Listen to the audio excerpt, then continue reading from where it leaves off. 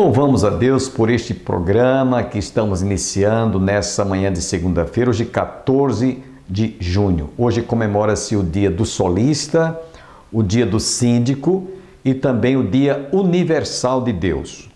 Dentro de instantes estaremos ouvindo o reverendo Hernandes Dias Lopes, da Letra Palavra, falando sobre o tema Fuja das dívidas. Há muita gente, por conta dessa doença, endividado. Alguns porque perderam o emprego, outros porque estão enfrentando uma crise econômica sem precedentes. Por isso, precisamos de orar muito a Deus, para que Ele abençoe o Brasil e, principalmente, a economia possa reagir a toda essa crise econômica que se alastrou em todo o mundo. Mas ainda bem que, pelas orações, graças a Deus, nós estamos atravessando um mar turbulento na área da economia e na área da saúde, como aqueles que realmente podem dizer: Ebenezer, até aqui nos ajudou o Senhor. Sem perda de tempo, fiquemos com o reverendo Joabe.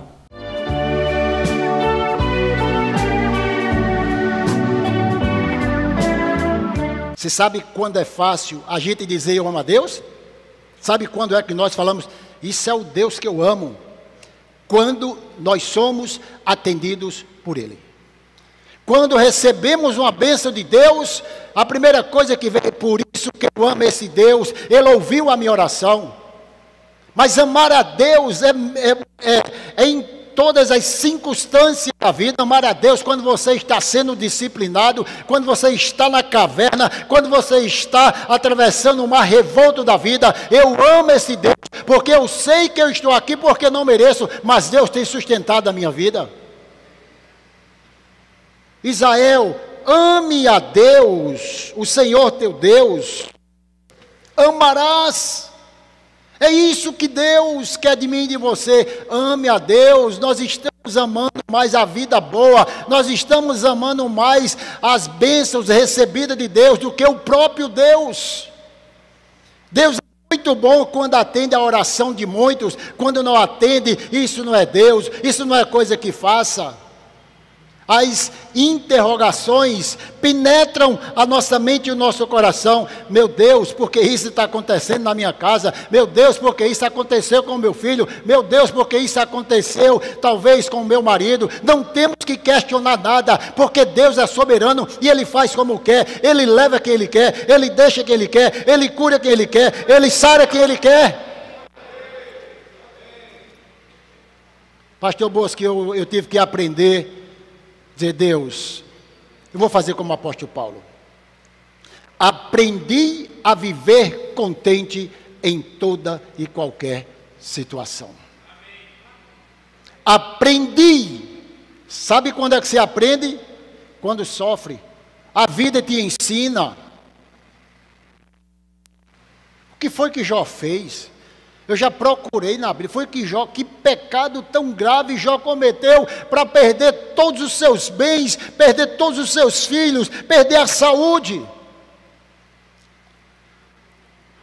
Uma das coisas que nós mais fazemos, sabe o que é? Perguntas a Deus. Perguntas a Deus quando nós estamos passando por dificuldade.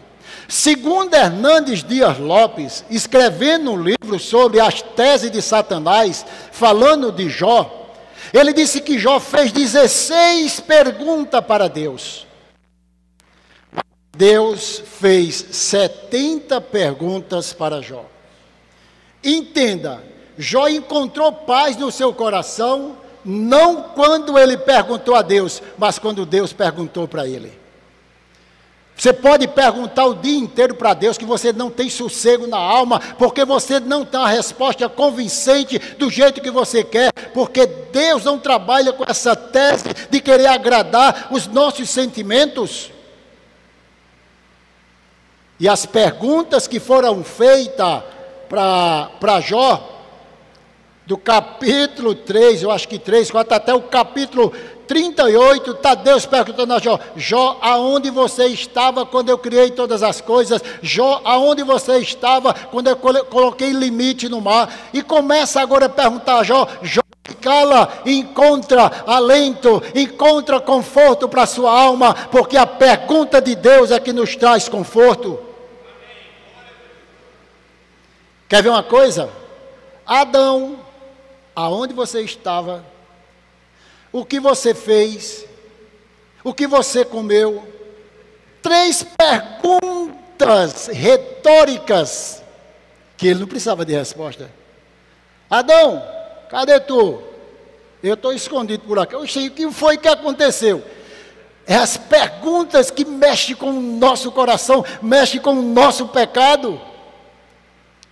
Caim, por que tu está assim? Tu está com uma cara abatida, tu está com um camarada, tu está com uma cara aí, que não, isso não é cara de crente não.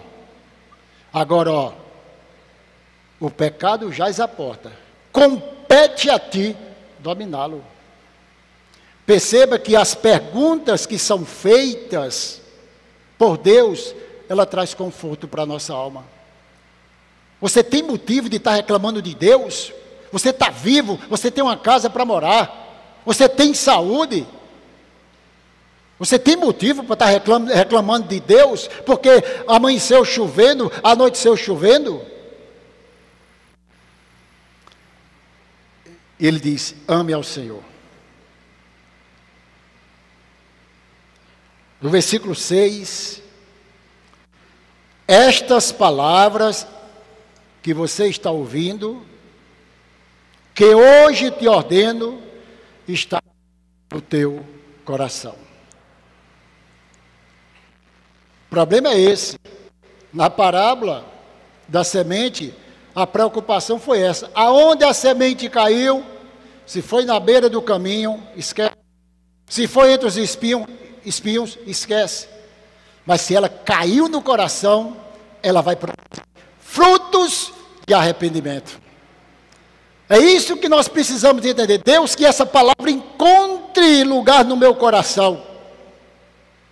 Porque a partir do momento, escute isso aqui, a partir do momento que a palavra entra no meu coração, eu tenho como transmitir a outras pessoas, eu tenho como levar agora para dentro da minha casa.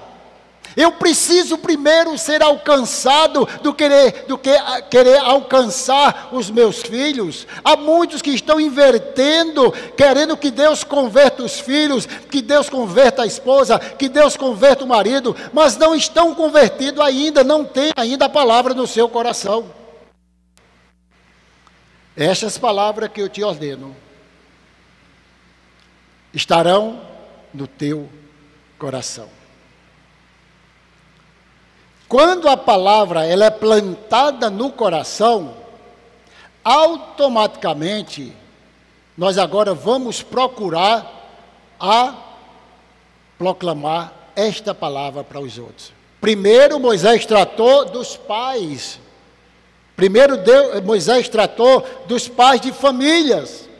Agora Deus vai tratar como ele deve levar a palavra para os seus filhos. Pensa comigo. Diz, tu aos teus filhos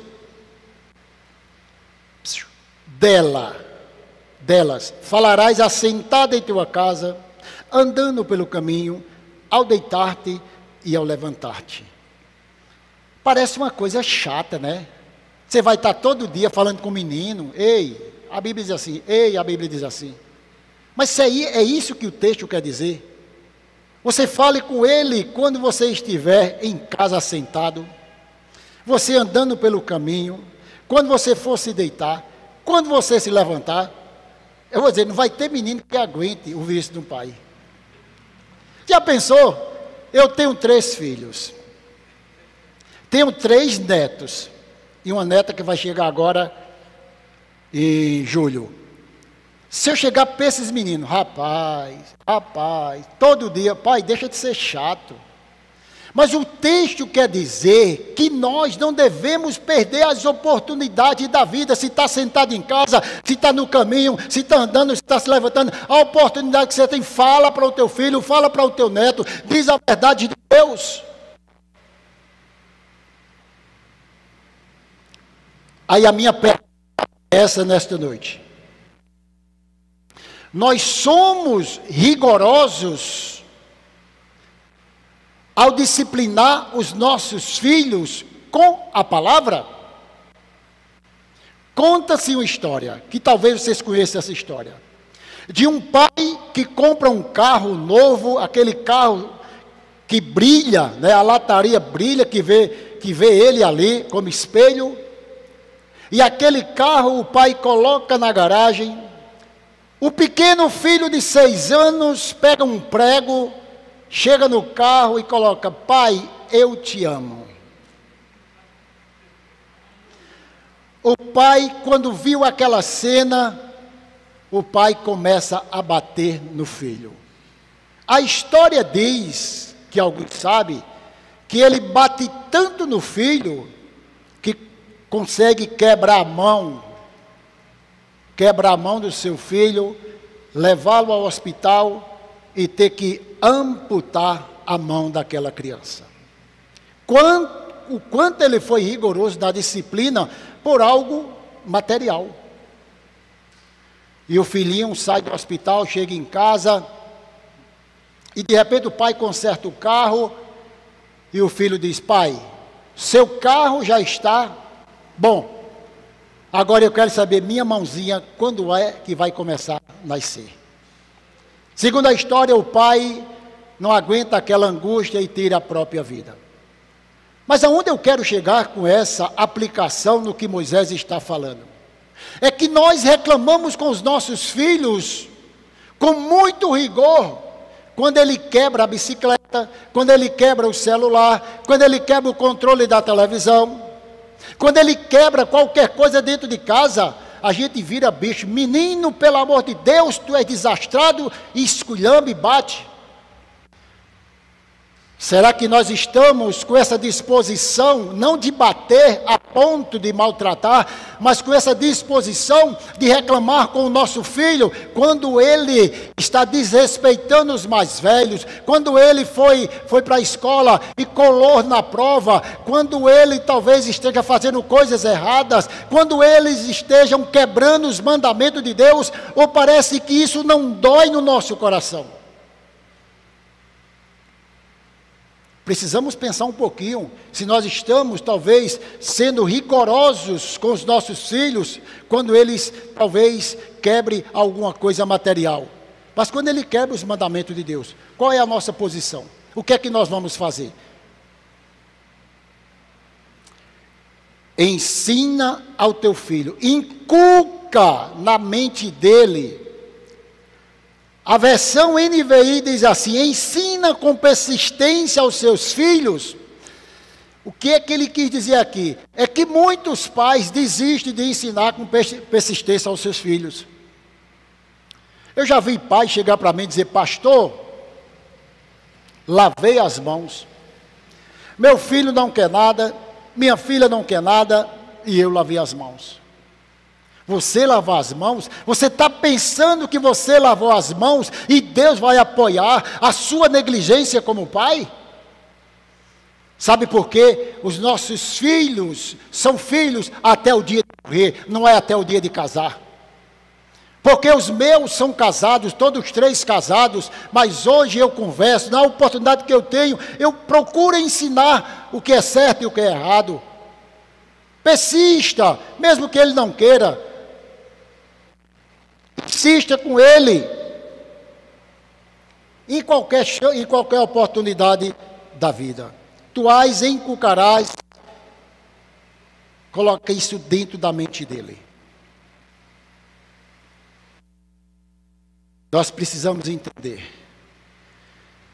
que o que é precioso para nossa casa é imprimir no coração da família os mandamentos de Deus. Louvado seja o nome do Senhor. Os mandamentos de Deus. Perceba e pense comigo. Quando nós estamos conduzindo nossos filhos para um futuro, e não tem nada de errado o que eu vou falar aqui, nós estamos dizendo assim: meu filho, seja um advogado, seja um juiz, seja um desembargador, seja um médico, seja um jogador de futebol profissional. Porque nós estamos preocupados, talvez, com o bem-estar dos nossos filhos, que ele tenha uma vida muito boa, e isso é bom. Mas será que nós estamos preocupados em dizer, meu filho, tema a Deus, coloque a sua vida diante do Senhor, a sua vida só tem sentido se Deus fizer parte da sua casa e da sua família?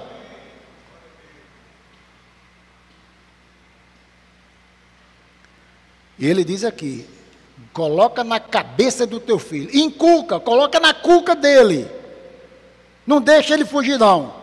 Isso aqui é importante para a sua vida.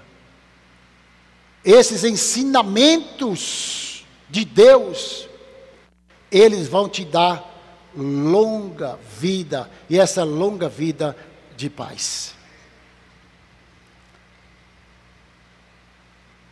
O apóstolo Paulo, ele diz que, falando sobre a família, ele diz, pais, não irrite os vossos filhos. Colossenses capítulo 3, versículo 21. Não irrite os vossos filhos para que eles não fiquem desanimados. Você está pensando que irritar um filho é você mandar ele tomar banho e cortar o cabelo, é? Você está pensando que irritar um filho é você mandar ele fazer as coisas da vida? Irritar o filho vai muito mais além do que aquilo que nós mandamos ele fazer. Irritar um filho é quando nós agimos de forma precipitada. Irritar um filho é quando nós colocamos as regras da disciplina totalmente fora dos conceitos da palavra de Deus. Quer ver coisa que irrita mais um filho? É quando nós não temos diálogo com ele. Um pai chegou para mim e disse, pastor, eu saio pela manhã com o meu filho para deixar ele na escola. De casa até a escola, não dou uma palavra com ele, nem ele dá uma palavra comigo. Nós irritamos os nossos filhos, não porque não falamos, mas porque pecamos com as nossas atitudes ímpias. E Paulo deixa isso bem claro. E para a gente concluir, ele diz, é tão sério esses ensinamentos, que vocês devem, não é? No versículo 8 e 9, também as atarás como sinal na tua mão, e te será por frontal entre os e escreverás nos umbrais da tua porta. O que é que ele quer dizer com isso? Vocês precisam lembrar. E a maneira de lembrar é fazendo isso aqui. Existiam os filactérios. Eram umas caixinhas feitas de couro que continha versículo da palavra de Deus. Era muito comum os judeus usarem. Pastor Bolso sabe muito bem do que eu estou falando, outros você também sabe. Mas assim, aquelas caixinhas para que os versículos bíblicos ficassem ali no braço, entre a testa, para não esquecer. Isso é muito bom a gente pensar. Não, claro que vamos colocar, né, uma fitinha amarrada, algo para lembrar. Mas é o peso de não esquecer os ensinamentos de Deus. Até nos umbrais da porta vocês colocam lá versículo da palavra do Senhor. É claro que hoje não há essa recomendação de colocar nos umbrais e andar com uma fitinha, não, porque a Bíblia, a palavra de Deus, ela está no meu e no seu coração. Vocês não esqueçam. E atarás como sinal na tua mão, que serão por frontal entre os olhos, e escreverás nos umbrais da tua porta. Lembretes perpétuos deveriam ser empregados para ajudar na instrução, tanto da criança quanto dos adultos. Não esqueça de que a sua vida está pautada na palavra de Deus, e você tem que seguir o que Deus disse em sua palavra. Você sabe o que acontece? É que nós queremos inventar. Não, mas eu acho que Deus não vai dizer nada por isso. Mas eu acho, esse achismo começa agora a eliminar o que diz a Bíblia, a palavra de Deus. Eu acho interessante que tem, você vai entrar na internet e tem lá perguntas e respostas, gente fazendo pergunta aos pastores, é pecado isso, é pecado tatuagem, é pecado beber, é pecado jogar loteria, é pecado. Um monte de gente que não sabe Bíblia, que não está na igreja, que sabe o que é pecado e está perguntando se é. Porque quem tem o seu pastor, quem tem a sua igreja, não é para estar indo lá fora buscar orientação de ninguém. Você tem o seu pastor ou os seus pastores que você deve a eles e você deve buscar nele a orientação para a sua vida. Eles são homens de Deus colocados aqui para cuidar de cada um de vocês. Ele diz: escreve nos umbrais da tua casa e nas tuas portas. Em outras palavras, faz o que tu quiser. Agora não esquece dos mandamentos de Deus. Vai fazer alguma coisa que você tem dúvida? Deus, é a tua vontade na tua palavra. Não liga para a casa do profeta, não. Não liga, não. Liga para o teu pastor e vai tirar dúvida. Ou vai estar na Bíblia e diz: Senhor, isso aqui dá certo ou não dá? Escreve essa coisa no teu coração. Que Deus nos abençoe. Amém. Vamos orar? Vamos orar? Senhor nosso Deus, Pai, nós queremos agradecer a tua presença no nosso meio. Ó Deus, saber que Tu és o nosso Deus, Senhor dos senhores, que o Senhor esteja conduzindo as nossas vidas em obediência à Tua palavra, em nome de Jesus. Amém. Obrigado.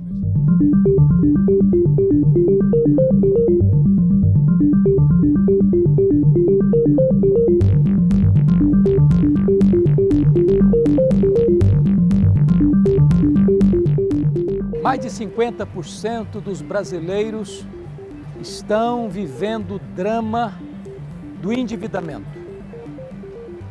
Nós temos mais de 13 milhões de desempregados no Brasil e muitas pessoas estão ansiosas, outras até depressivas, há aqueles que chegam até o suicídio por causa das dívidas. Eu gostaria de dar para você algumas dicas. Primeiro, a Bíblia diz que quem não trabalha não come. Então você precisa trabalhar, você precisa produzir. Mas não basta isso. Você precisa ter uma boa administração financeira, para você não comprar o que você não precisa, com o dinheiro que você não tem, para influenciar as pessoas que você não conhece.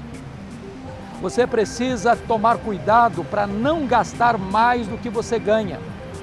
Cuidado com o crediário, cuidado com as prestações, cuidado para você não entrar em parcelas de dívidas que mais tarde vão se tornar uma bola de neve na sua vida e você vai ficar numa situação embaraçosa sem poder cumprir os seus compromissos.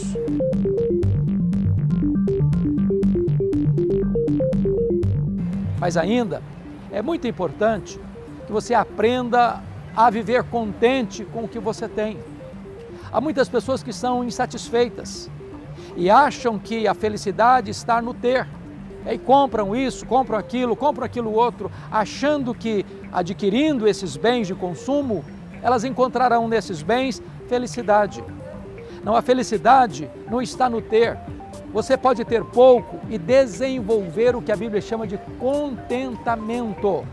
A Bíblia diz assim: a piedade com contentamento é grande fonte de lucro. Você pode viver contente com o que você tem, ser grato a Deus pelo que você tem. Cuidado com as dívidas, elas atormentam a sua alma. elas perturbam a sua vida, elas destroem os seus relacionamentos familiares, elas jogam você num grande fosso de tristeza e dor. Viva contente, fuja das dívidas.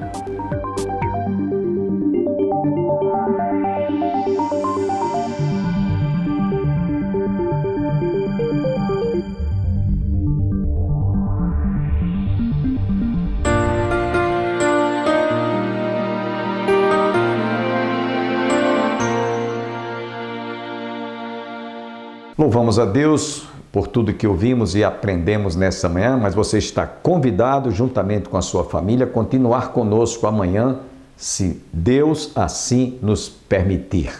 Até lá!